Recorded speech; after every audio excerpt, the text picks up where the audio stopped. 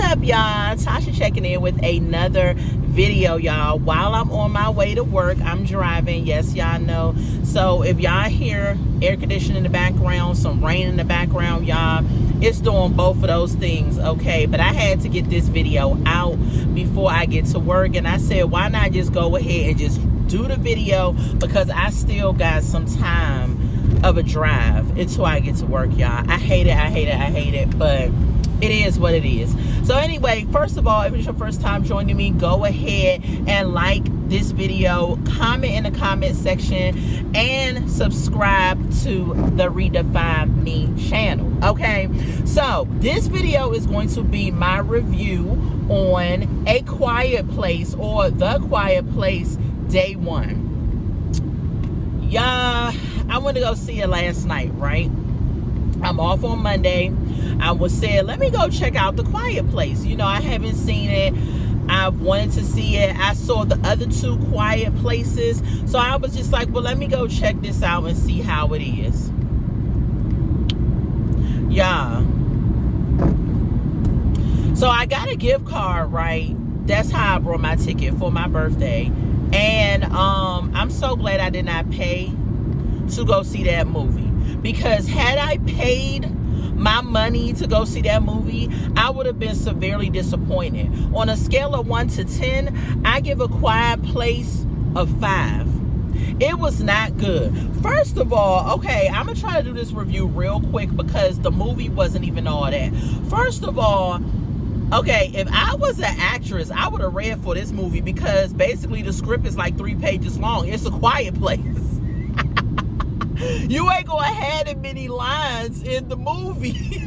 So I would have been like, well, let me read for The Quiet Place, because, child, I'm gonna make this money easily, right?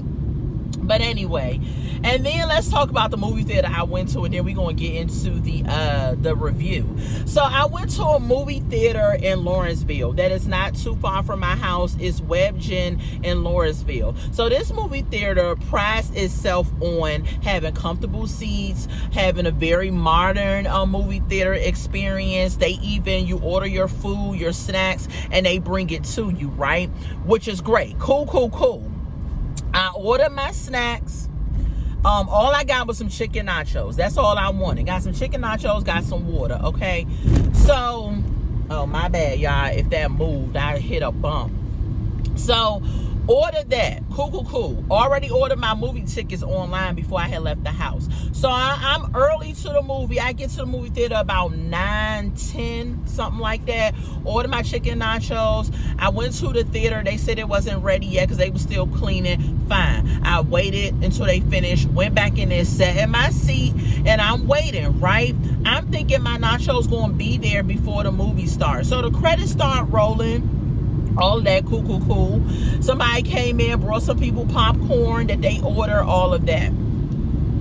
So I'm waiting. The movie started. The movie gets into the plot. It gets into everything, and it starts going forward. I'm like, where's my nachos? Where is my nachos? Sorry if y'all hear my windshield wipers. It's raining. So the nachos is not there. So I get up. I said, you know what? This is so ridiculous. Like, now I gotta get up and miss probably a little piece of the movie because y'all are not bringing my nachos. Like, where are they? I ordered them way before this movie started. So I go to the front and I asked the girl, I said, I ordered some nachos before this movie even started, and no one has been in to bring my nachos. So she's like, what's your seat, theater, all this stuff. So she goes and says, well, let me check in the kitchen. So apparently they didn't even make the nachos, right? So now I'm standing there like, well, y'all need to make my nachos. I paid for them. So the girl says, okay, they gonna make your nachos. I said, I need to see the supervisor, because y'all gonna come. What are y'all gonna do for my compensation? I'm missing my movie right now. The little young girl at the front right gonna say, well, all we could really say is sorry. I said, oh no, you cannot. What you're gonna do is get the supervisor, and you gonna give me something for me missing my movie. Y'all supposed to deliver my food. Like, that's why I like getting my snacks and going straight to the movie with them in hand. I don't like that whole delivery crap. So anyway, the girl go get the supervisor. I tell the supervisor what happened. happens, she says, well, I'll go ahead and refund you, but I'll still make the nachos and bring them to you. I said, all right, cool. I go back in the movie theater, and she said, after the movie's over, come see us, we'll refund you. Went back in the movie, and then at the end, I got my refund. You know, they delivered the nachos. The nachos was good. I mean, they wasn't thank you Jesus good, but they was good. Okay, so back to the review of the movie. That was just a little snippet. Now, the movie theater was clean. It is modern. I've been to that movie theater before. It's a good movie theater. It's just that this time I had a little crazy experience with the food order. Okay, so let's get to the review of the movie. So first of all, The Quiet Place is the name of the movie, starring Lupita. I am not going to try to mess up her last name. It starts with an N. But y'all know who Lupita is. She played in Black Panther. She played in 12 Years a Slave, okay? Her co-star, the Caucasian dude, I do not know his name. I'm not even going to lie like I know his name. I don't. So anyway, it opens up, and so we find out in the movie that Lupita is in hospice. So she must have some type of sickness or ailment or whatever that is causing her to be in hospice. And so she's sitting in this group, and the nurse that runs the hospice, or whoever he is trying to get her to be positive, to open up and everything, because you can tell that she's just giving up on life because she's about to die. So she reads this poem about how the place is Sugar Honey Iced Tea, S-H-I-T, y'all know what that is. And it was funny and how she was saying everything is ish. This is ish, this is ish, that is ish. And that was the name of her poem. So he was trying to encourage her and say, oh, that's a good poem, blah, blah, and all of that. So he ends up telling them that they're going to go see a puppet show. Y'all, we got everything going on today in Georgia, child. The police zooming by. People don't know how to drive. It's raining. I'm going to be late for work. Yeah, it's just a lot. But anyway, back to the review. So, the nurse tells her and the other people that they are going to New York City to see a puppet show. Okay, so she says, when we go see the puppet show, are we going to get pizza after the show? When he says, yeah, we could get pizza in the city after the show. So they go to this puppet show, right? They get to the show, and it's not an ordinary puppet show. It's something else type of show. And she was just like, you know, you deceived me. He was like, okay, I probably did, but we still will get pizza after the show, so chill. So they sit in this show, and then we meet the guy that played in Amistad. I don't know his name either. African dude, y'all know who I'm talking about. Dark skinned, tall dude. He played in Beauty Shop and a couple of other things, right? So we get him. He's sitting ahead of them with his wife and child, because the child turns around and is playing with her cat, right? And she's like telling the little boy the cat is such and such and all of that. This is just a little preview of the movie, okay? Or the beginning of the movie. So all of a sudden, y'all, it gets into the climax, right? So after the puppet show, she's looking forward to this pizza. New York pizza is good. I've had some pizza, but the way she was ranting about this pizza, I was like, why don't you just get pizza when you get back to the country where y'all hospice is at? So she's like, no, I want it in the city, and you'll see why I say that. So she, the nurse ends up saying, we got to get back on the bus because something is going down in the city. They see these police cars going past them and all this stuff, and something's about to go down, but they don't know what it is. So all of a sudden, everybody looks up in the sky, and there is these beams of a light almost coming down from the sky. So apparently this is the creatures coming down that is sensitive to noise.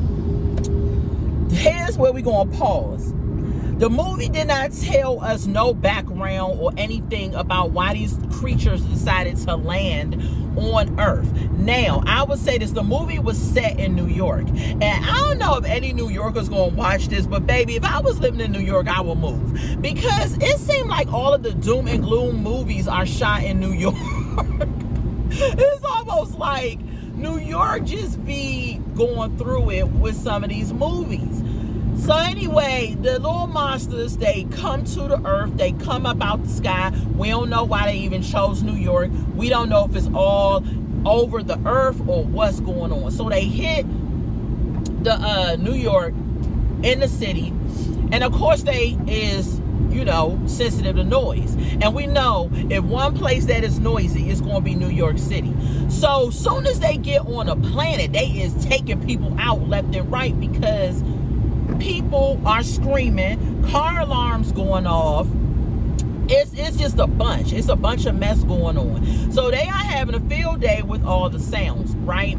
So chaos is going on all around us, right? So eventually a certain amount of people figure out that it's the sound that's making these monsters like act up. So they all get inside this the place where the puppet show was at. Lupita, she ends up getting blasted by some, y'all, let me get away from this stupid truck. Anyway, so she ends up getting blasted to where she has all this dust on her face. So they all end up inside the theater where the puppet show was at. So now she has to get all this stuff off of her face and stuff, and they telling her to be quiet. The dude that played in Amistad is covering her mouth saying, shush, be quiet. So I don't know how this room full of people figured out that quick that it's some type of sound that's making them kill everybody, right? So not just them, but it was more people, but that's all we saw for right now. So Lupita ends up having this cat that is a what is the cat? They even have dogs that's like that, a support animal. So this cat is a support animal, right? So when she is inside the theater or whatever, the cat finds her, runs over to her. She loves the cat, she hugs the cat, and she has some type of calm because of this cat. This cat got on my last nerve in the movie theater because there was several times. Now, I am not a heartless person. I'm a dog person myself. I don't even like cats. However, if my dog was, if we was under attack by some sound sensitive aliens, the dog is dead. I'm not chasing the freaking dog. After I come out of this, I will see if I can find another dog. And that's so crazy how you get to a certain area while you're driving and then all of a sudden the sky opens up, it's sunny and it's no rain. That's what literally just happened. So anyway, she has this cat. They inside the theater where they shot little Muppet play at. And the cat is in her lap, and all of a sudden the cat darts off. So of course, what does she do? Go after the cat, right? And then the nurse goes after her. But she ends up stepping on a piece of glass, and then she freezes because, you know, the things are sensitive to sound. Child, the cat is at the front of the place on the door, sitting there. So she ends up just stopping. Then the nurse ends up dropping to the ground because of the glass that was heard. So the thing heard the glass. So the thing is about to come up in there, and I'm like, oh Lord, she done made all these people die because of some stupid cat. So anyway, the thing ended up getting up in there. She had got the cat back, and she was hiding behind some seat. The nurse is on the floor, and the thing is in the nurse's face like that. You know, the nurse is holding its breath, and the thing don't hear nothing, so it goes away, and they didn't get, you know, tore up. Fast forward, y'all. So throughout the movie, they find, I don't even know what happened to all the people that disappeared that was inside the theater, because this was probably the time I had to go check on my nachos. So we gonna fast forward. So we end up getting into the place where she's now quiet, walking around the city, things like that. So in comes her castmate, the Caucasian dude, I don't know his name, that stayed with her through the second half of the movie. All of a sudden he pops up. Now there's water that's coming out of the subway station. It's all the way filled to the top. All of a sudden this dude pops up like a fish up out of the water. And I'm like, where the heck did this dude come from? Was he swimming, floating? Did he hold his breath underwater? I don't know what's going on. So he pops up, right?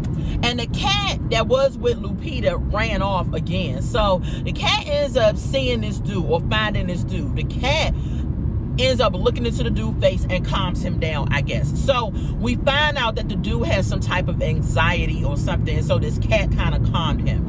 So the cat is basically going back to Lupita, basically telling him, leading him back to her and everything. So when the cat gets back to her, the dude is with the cat, and she's looking like, who are you? I don't go about your business. I just want to get through this on my own. So the dude's like telling her, you know, I don't know, I need to follow you. The cat is giving me some comfort or whatever. So they team up and stop following each other and all of that. So before she even met this dude, right before she met him, it's a boat. So the things, they can't swim or they have an issue with water. So the helicopters flying in the sky was announcing to the people, don't make no noise, meet up at the dock. We got boats to get y'all off of the island, off of New York. But every time the helicopters roll past and made all this noise, the monsters would be running real crazy through the streets trying to get to the helicopters. But of course the helicopters in the air and they can't jump. So before Lupita met up with her co-star dude, she found these kids that was hiding under this fountain of water, and she gave them something to eat. She told them to follow her. All of a sudden, they start walking because they going toward the dock. Then all of a sudden, all these people just pop up one by one, and they're all walking to the dock. At first, I thought it was just a group of people, but then it ended up being a lot of people, like a lot of people. So they all walking, y'all. I'm talking about people who were in wheelchairs. People was rolling luggage, and I'm like, why? Y'all gonna end up making these creatures get y'all, because somebody is going to be too loud. You literally have to be at a whisper for these things not to get you or hear you. So of course somebody made a noise out of all the people, and then all hell broke loose. The animals started coming back and diving on people and eating people and taking people and all that stuff. So then in comes the co-star, and they link up. So they end up going to Lupita's house. Now she hadn't been to this house in I don't know how long, so she don't have a key. The key is gone or whatever. She tells the dude to kick the door open. The saving grace was that it was raining. So when he made the noise to kick the door open, he waited for it to thunder, and then he kicked the door open. They got in the house. She was looking for her medicine because she needs some type of patch to put on her to help her body not go through so much pain. They never said what sickness she had, but whatever. So they in her house, right? And she put on this patch. Hold up, y'all. I'm supposed to be to work in 1 minute, y'all. I am like 10-15 minutes away. I don't even care. I think some places school started back today, and whatever. So let's continue. So they inside the house. She find some of her medicine in there. She put a little patch on or whatever. They sit there and they start holding a conversation, and he finds a book that she wrote. I guess she wrote a book back in the day. He says, is this you wrote this book? She says yes. She starts talking about her father. She said her father play beautiful piano music, and after he would take her to these jazz clubs and play this music, he would take them to get pizza at this place called Patsy's. So this is why the pizza is so important to her, because it's reminiscent of what her father used to do for her, and those are the last memories that she had of her father. Okay, so they're able to talk because it's raining outside, but they're talking like in a whisper. Okay, so the next morning she ends up getting up, and he's still sleeping in her apartment. She goes to some bookstore. She look at some books. She look up, and he's standing right there. I don't know how the dude knew where she went or whatever, but he knew where she went. Fast forward, because of what the dude had told her, he wanted to take her to the pizza place, Patsy's, to get some pizza. Now I'm trying to figure out, sorry y'all, hit another bump, you know, it is what it is. I'm trying to figure out how they thought, through the midst of all of this that was going on, that it was actually Patsy's was going to still be open in business, taking orders. I don't understand that. But anyway, they on this mission to go to Patsy's to get some pizza, and I just don't get it. So she ends up needing some more medicine, right, before they get to Patsy's. They end up landing in this church. They had to go through this tunnel. Y'all, these bumps, child. Hold on, y'all. It is just traffic for no reason. Atlanta is starting to get on my last nerves, child. Oh, okay, y'all. So they end up going through this tunnel to get to refuge from the monsters, because the monsters heard some sounds and that they was after them. So they get in some tunnel. This is before they got to Patsy's, the pizza place. So they found refuge. They go through this tunnel or whatever. It was some water down there. They get in this church. So they get to the church. She's laid up on the pew going through it because she needs some more medicine. He writes down on the paper what kind of medicine you need. So he goes out to get this medicine, to find the medicine at this drugstore. Child, second time the cat got on my nerves. So he's out getting this medicine and he rolls up on this construction site and he sees the monsters feasting on some type of ball of it looked like spaghetti squash. I don't know what it was. It's some patch they ripped open with their hands and they eating it. So they eating whatever this is. At first I thought it was babies. I was like, well, maybe they laying babies so they can populate the earth with all the monsters. So they eating this stuff, and then this movie was trash, okay? I'm trying to give y'all the best that I got. So they eating this little thing. He sees them, and the cat ends up getting with him some type of way. I don't know if the cat followed him or what happened. So the cat scales up on this construction site thing and is sitting up there. So for some reason, he thinks, oh my gosh, I have to go save this cat. Pause. Why you guys say the cat? The cat that's scaled up there, the cat can come down. No. He goes and climbs up the construction site to get the cat. Y'all, once he got up to a certain point, the monster heard something, and was this close to his face again. Now the cat is sitting over there looking like, what you gonna do? Like, you gonna die or you gonna get me? And I'm looking like, oh my goodness, why would you go up there to get the stupid cat? So finally he again holding his breath. The thing don't get him. He get the cat. They off to get the medicine. He get the medicine. He go back to the church. He tell her, is this what you need? She says yes. She put the medicine on her body and everything is right for the time being. So they get some rest inside this church. And then they go and they start walking to wherever Patsy's is at this pizza place. So they get to Patsy's, y'all, and what happens? The Patsy's place is burnt up and tore up like I knew it was going to be. So she goes out in the street and she's crying and everything like that. He goes out and comforts her and hugs her, and he says to her, where did your father used to play his jazz music? She tells him where. They go to this jazz place, right? So they get in the jazz place and they're having some drinks or some scotch or whatever it is. So then he says he'll be right back and all of that. So he finds some other pizza place, y'all, where that had pizza. He comes back with a pizza box behind his back. He writes on it Patsy's as if it's Patsy's Pizza. And you open the box and I'm thinking there's going to be nothing in it. I thought we was doing like an imaginary type thing. No. He opened the box and it's a whole large pizza that looked like it was cooked and everything. I'm like, didn't the monsters just take over New York? Like, how the heck were you able to go in another pizza place, cook a pizza and put in the box and freaking had pizza? They sitting there eating the pizza, and then she's like so happy about it. They having a drink, eating the pizza and stuff. Then he decides to do a little magic trick for her up on the stage. So he brings up on the stage like she's his assistant and to the audience and stuff and all of that. Cool. So they do all of that, and then they leave. Let's fast forward, okay? They leave up out of there. It was a good day, right? So in some way, she decides in her mind, since I'm about to die anyway, there's a boat that's about to leave over there with people who made it. So she want him to go on the boat. So she decides to give him her sweater that she had on. We come to find out that the sweater was actually her father's sweater, so she gave it to him. And so she ends up saying, I guess she's going to make some type of noise or ruckus or whatever. She also gives him the cat to comfort him, and she tells him to breathe or whatever, because throughout the movie he has bouts of anxiety whenever they're about to go do something.